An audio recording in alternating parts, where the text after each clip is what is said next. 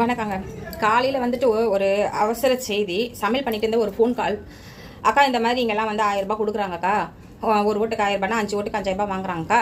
யார் போட்டு அவங்க வந்து காசு வாங்கிட்டல, நீ ஓட்டு போட்டு தான் ஆகணுன்றாங்கக்கா திமுகவில். அப்போ காசு யார் தராங்களோ அவங்களுக்கு தானக்கா போடுவாங்கன்னு சொல்லிட்டு ஒரு ஃபோன் கால்.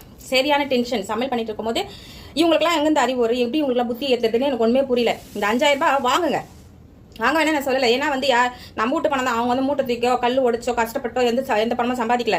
நம்மளுடைய வரி பணத்தில் தான் நம்ம ஒரு காய்கறிகளை அரிசி பருப்பு வாங்குற காசில் தான் வந்துட்டு எடுத்து வச்சு தான் அந்த நம்மளுக்கு தராங்க. நம்மளுடைய வரி பணத்தில் இருந்து தான் நம்மளுக்கு எடுத்து கொடுக்குறாங்க. நீங்கள் வாங்க வேணான்னு சொல்ல வாங்குங்க. ஆனால் ஓட்டை அதுக்கு தான் போடுவேன்னு சொல்கிறீங்க தெரியுமா? ஏங்க இந்த 5000 ரூபாய் நீங்கள் எவ்வளோ நாளைக்கு யூஸ் பண்ணுவீங்க? ஏற்கனவே எம்ஜிஆர் கேட்ட கேள்வி தான் ஒரு படத்தில். 5000 ரூபாய் நீங்கள் எத்தனை நாளைக்கு யூஸ் பண்ணுவீங்க? மிஞ்சி போனால் 1000 ரூபாய் ஒரு நாளைக்குன்னா கூட 5 நாளைக்கு, 500 ரூபாய்னா கூட 10 நாளைக்கு. அவங்கவுங்க செலவுக்கு ஏற்ற மாதிரி அது அந்த மாதத்துக்குள்ளவே 15 நாளோ 10 நாளோ 5 நாள் அவ்வளோதான் முடிஞ்சு போச்சு. ஆனால் ஆட்சின்றது 5 ஆண்டு கால ஆட்சி.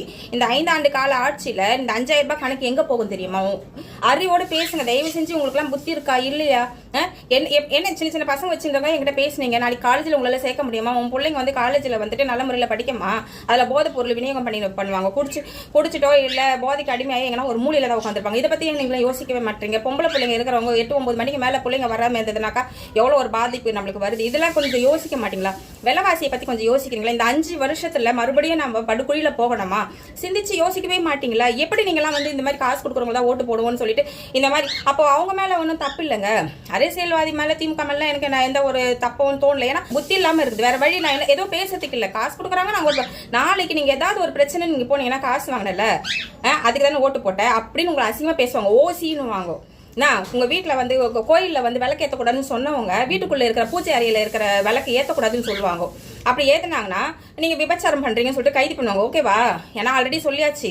இந்து கோயிலில் இந்து சாமி கும்பிட்றவங்க விபச்சாரி சொல்லிட்டு ஆமாம் அப்படின்னு ஒத்துக்கிறவங்க போடுங்க. இந்து சாமியை கும்பிட்டு திமுகவுக்கு ஓட்டு போடுறவங்க விபச்சாரி நீங்கள் ஏற்றுக்கிறதா இருந்தாக்கா நீங்கள் ஓட்டு போடுங்க. ஏன்னா அவங்க தான் சொன்னாங்க. ராசா தான் சொன்னார். நான் ஒன்றும் சொல்லலை. அதுக்கு எத்தனையோ வீடியோ போட்டேன். அப்போ நீங்கள் விபச்சாரி நீங்கள் ஏற்றுக்கணும்னு போடுங்க. வயிற்றுச்சலாக இருக்குதுங்க. என்னங்க இதெல்லாம்? ஒருத்தன் சொல்லுவான் உங்கள் அம்மாலன்னுவான். ஒருத்தன் அப்படி பேசுவான். பெண்களுக்கு மரியாதை இல்லாமல் ஒருத்தன் அப்படி பேசுவான். ஒருத்தன் இப்படி பேசுவான். ஓசின்னுவான். ஓட்டு காசு கொடுத்து தானே ஓட்டு போட்டேன் அப்படின்னு சொல்லுவான். இப்போ இதுக்கெல்லாம் சம்மதம். விலைவாசி எவ்வளோ ஏறினாலும் சம்மதம். என் பிள்ளைங்க படுகொழியில் போனாலும் சம்மதம். என் பிள்ளைங்க கருப்போடு இல்லைனாலும் சம்மதம். இதுக்கெல்லாம் சம்மதம்னாக்கா காசை வாங்கிக்கிட்டோம் நாங்கள் ஓட்டை போடுறோன்னு சொல்லுங்கள். காசை வாங்கிக்கோங்க, வேண்டாம்னு சொல்லலை. அது ஏன்னா அவங்க வீட்டு பணம் கிடையாது.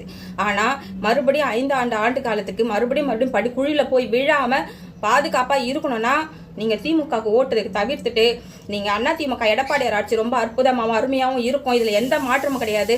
அதிமுகவுக்கு ஓட்டை போட்டு நம்ம தமிழ்நாட்டை காப்பாற்றுங்க.